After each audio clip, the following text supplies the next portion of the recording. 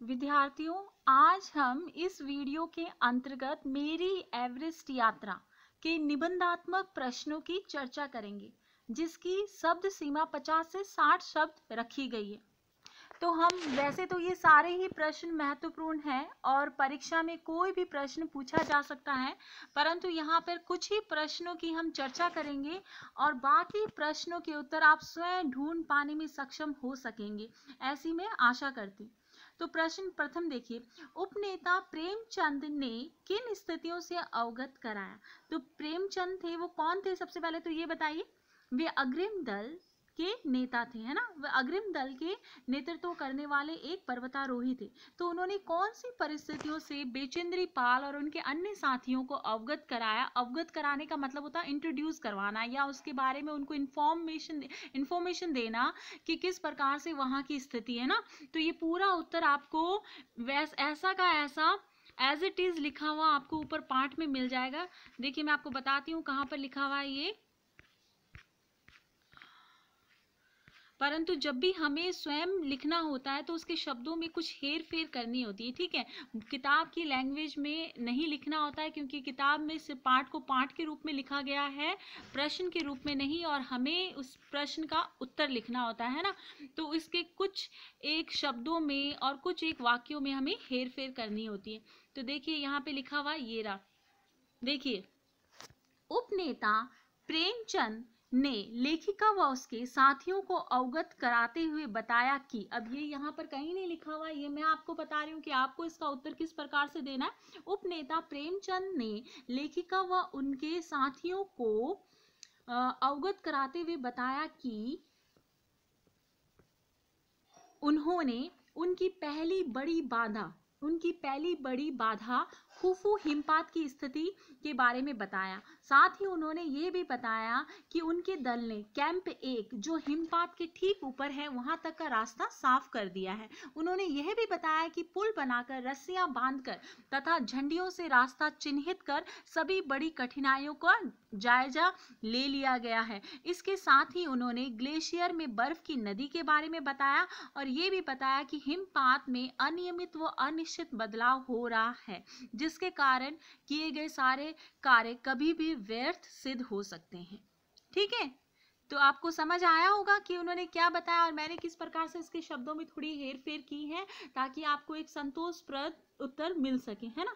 तो वापस से इसे रिपीट करने की मैं सोचती हूँ कि आवश्यकता नहीं है, आप वापस से इसे पुनः सुन सकते हैं, ठीक है। क्योंकि अगर वापस रिपीट किया जाएगा तो वीडियो बहुत ज़्यादा लंबा हो जाएगा बेटा, ठीक है। तो अब देखो इसके बाद में दूसरा प्रश्न क्या है उसे एक बार हम देख लेते हैं।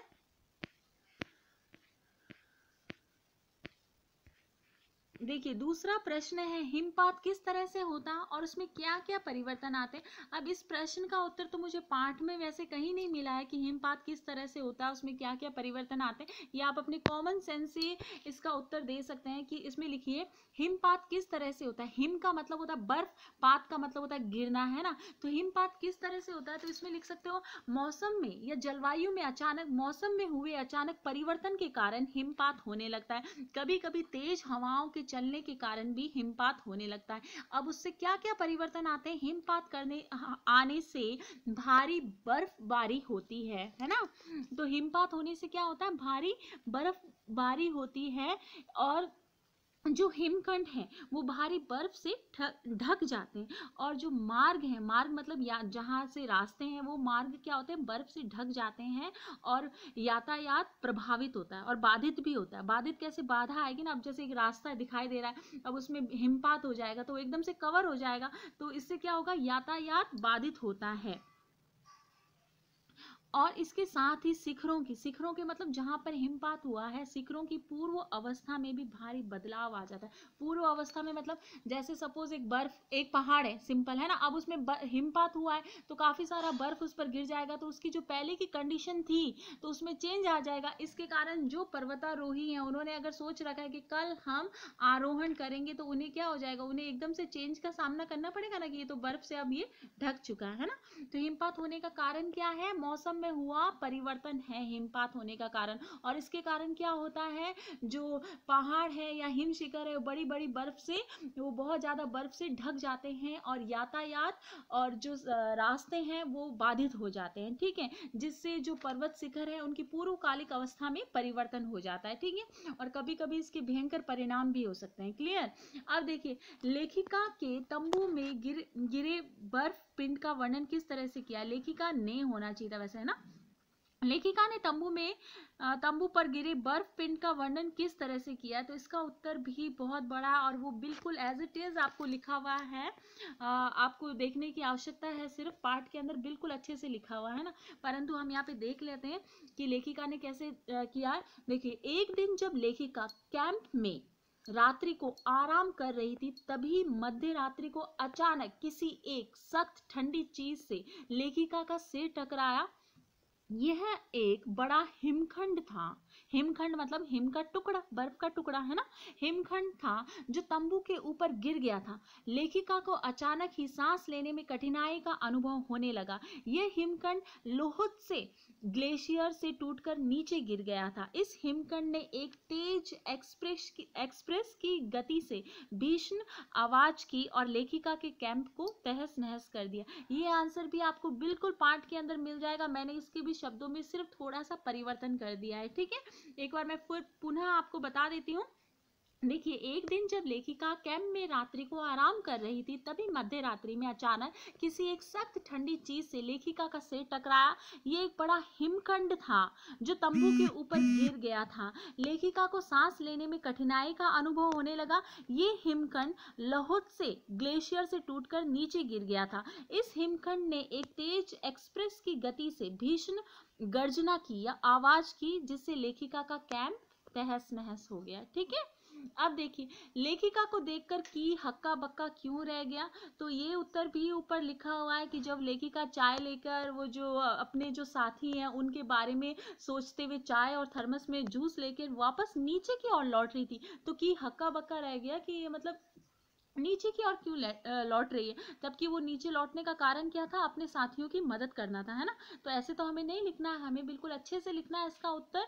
तो ये उत्तर भी देखिए आप ऊपर लिखा हुआ है, शब्दों में आप परिवर्तन कर लेना बेटा। इसका आंसर देखिए यहाँ पर है। इसका आंसर मैं आपको बताती हूँ।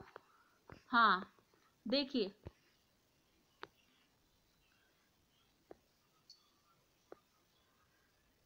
ये क्या लिखा हुआ है। देखिए, जब लेखिका अपने अपने साथियों जब लेखिका अपने साथियों की, यहाँ पे ये नहीं लिखा हुआ है, इसमें मैंने वर्ड्स में चेंजेस किए हैं इसलिए मैं बता रही हूँ। जब लेखिका अपने साथियों की मदद करने हेतु पहाड़ी से नीचे उतरती है, तो उसे देखकर की, यहाँ पर लिखा हुआ है ना, मगर मुझसे की से भी मिलना था, उसे देखकर की हक्का बक्का रह जाता है ना। उसकी क्या कर्तव्य निष्ठा को देखकर हक्का बक्का रह जाता है कि किस प्रकार से यह हमारी मदद करने के लिए, हमारी हेल्प करने के लिए पहाड़ी से नीचे उतरी, है ना। जबकि उन्हें क्या करना था, पहाड़ी में और ऊपर ही ऊपर चढ़ना था, परंतु लेखिका किस लिए नीचे उतरी थी, अपने साथियों की मदद करने के लिए। तो ये देखकर लेखिका को जब की देखता है तो वह हक्का बक्का रह जाता है, ठीक है। उसने कृतज्ञतापूर्ण चाय वगैरह पी, ये वाला सारा है ना, ये इसी के अंदर है ना। फिर देखिए लास्ट एक क्वेश्चन और है। अभी तो बहुत सारे हैं बेटा, वीडियो बहुत बड़ा हो जाएगा अगर हम सारे क्वेश्चन को विस्तार पूर्वक पढ़ेंगे। तो आशा करते हो कि तुम खुद से भी उत्तरों को बनाने का प्रयास करो, है ना। अब लेखिका को देखकर ये वाला हो गया। अब एवरेस्ट पर चढ़ने के लिए कुल कितने कैंप बनाए गए उनका वर्णन करो। तो इसमें आपको क्या करना, आपको पता है ना कि कहाँ कहाँ कैंप बनाए गए थे। पार्ट पूरा पढ़ोगे, कोल कैंप था, इससे पहले एक और जगह पे लिखा हुआ है कि कहाँ कैंप बनाया गया। तो कितने कैंप बनाए गए थे, उनके नाम लिखने, उनका वर्णन करना। इसमें आपको ज्यादा कुछ नहीं करना है। जैसे देखो, इसमें क्या लिखोगे, एवरेस्ट पर चढ़ने के लिए निम्नलिखित कैंप बनाए गए। उसमें एक फर्स्ट कैंप का नाम लिख देना, फिर उसके बारे में 2 लाइंस में, विद इन 2 लाइंस में उसको कंप्लीट कर देना कि कितने कैंप बनाए गए, ठीक है। उसका वर्णन करो, बहुत ज्यादा वर्णन नहीं करना, सिर्फ ये बताना है कि कहाँ पर बनाया गया था। क्लियर। फिर दूसरा कैंप, तीसरा, ऐसे जितने भी कैंप बनाए गए तो उसके बारे में बताना है, ठीक है। पाठ पढ़ोगे तभी कर पाओगे। ठीक है। वैसे तो मुझे पता चल जाता है कि कितने बच्चे वीडियो देखते हैं और कितने बच्चे आंसर लिखते हैं, ये सब मैम को तो पता चलता है ना कि कौन बच्चा कितना प्रयास कर रहा है, ये उस बच्चे को स्वयं भी पता है। ठीक है, इसलिए आप अपने कार्यों व अपने प्रयासों के प्रति ईमानदार रहिए, आपको उत्तर अवश्य मिलेंगे। क्लियर? और उस उत्तर के अनुरूप ही आपको अंक भी मिलेंगे।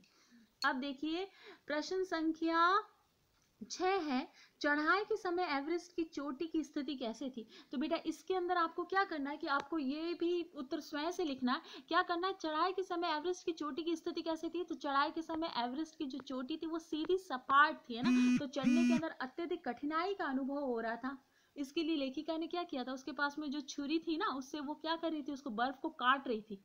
क्लियर? इसको पढ़ोगे तो तुम इसका उत्तर लिखने के अंदर सक्षम हो सकोगे। ठीक है, अब एक अंतिम प्रश्न है ना, सम्मिलित अभियान में सहयोग सहायता की भावना का परिचय बेचंद्री के किस कार्य से मिलता है? अब इसका मीनिंग पहले समझ लो। सम्मिलित का मतलब है जब सब साथ में होते हैं। ठीक है, अभियान कौन सा था उनका? पर्वतारोहण का। ठीक है, उसमें सहयोग और सहायता की भावना कैसे है बेचंद्री के अंदर, इसके बारे में आपको विस्तार पूर्वक लिखना है। तो वैसे तो इसको पार्ट के अंदर बहुत विस्तार पूर्वक लिखा हुआ है, परंतु इसको शॉर्ट में और समराइज किया जाए ना तो भी बहुत विस्तार पूर्वक ही होगा। देखो, लेखिका अपने अन्य साथियों के लिए चिंतित थी। अब हर एक बात से पता चल रहा है कि उसने उनकी सहायता और सहयोग की भावना लेखिका में किस प्रकार है। ठीक है, तो लेखिका अपने अन्य साथियों के लिए चिंतित थी क्योंकि उनमें से कुछ भारी बोझ लेकर बिना ऑक्सीजन के चल रहे थे। अपने दल के अन्य सदस्यों की मदद करने के लिए लेखिका ने एक थर्मस में जूस वो एक में चाय भरकर पहाड़ी से नीचे उतरी। ठीक है, पहाड़ी से नीचे उतरी। इसके बाद में देखो, जब लेखिका ये कार्य कर रही थी, कहाँ से? पहाड़ी से, क्योंकि बाकी सब तो पहाड़ी में वापस ऊपर जा रहे हैं और लेखिका क्या कर रही थी? नीचे उतर रही थी। क्यों? क्योंकि उसे अपने मित्रों की मदद करनी थी। जब आपके अंदर ये फीलिंग, एहसास होगा कि मेरा मित्र कठिनाई में है या फिर मैं ठीक अवस्था में हूँ, उसे अभी मेरी मदद की आवश्यकता है, तभी आप कर पाओगे ना। तो ये बताने का क्या अर्थ है कि लेखिका के अंदर ये एहसास, ये भावना थी, है ना। तब उसके अंदर और भी आगे लिखा हुआ, देखो विस्तार से देखो। ये तो आपने लिख लिया, इससे पता चलता है कि लेखिका के अंदर ये भावना। अब एक और तथ्य है यहाँ पर जिससे भी पता चलता है कि लेखिका के अंदर ये भावना है। देखो, लेखिका अपने अन्य साथियों के लिए चिंतित थी क्योंकि उनमें से कुछ भारी बोझ लेकर बिना ऑक्सीजन के चल रहे थे। अपने दल के अन्य सदस्यों की मदद करने के लिए लेखिका ने अपने एक थर्मस को जूस व एक को चाय से भरने के लिए नीचे पहाड़ी पर उतरने का निश्चय किया कि अपने भाई दोस्तों को पिलाना है तो वापस उसको नीचे उतरना था पहाड़ी से। ठीक है, और फिर उसको थर्मस में जूस और चाय लेकर जानी थी अपने मित्रों के लिए। ठीक है, समझ आ रहा है? तो इससे पता चलता है कि लेखिका कैसी है? सहृदय है, मददगार है, सहयोगी। इसके साथ ही एक और लाइन लिखी हुई, उसमें भी यही बात दोहराई गई है। देखिए, जब की द्वारा ये पूछने पर कि तुमने इतना जोखिम क्यों लिया बेचेंद्री, तब उसने क्या बोला? देखो, मैं भी औरों की तरह एक पर्वतारोही हूँ, इसलिए इस दल में आई हूँ। शारीरिक रूप से मैं ठीक हूँ, इसलिए मुझे अपने दल के सदस्यों की मदद क्यों नहीं करनी चाहिए। ठीक है, इस बात से पता चलता है कि वह कैसी है? सहयोग की भावना है लेखिका में, है ना। उस जब की द्वारा ये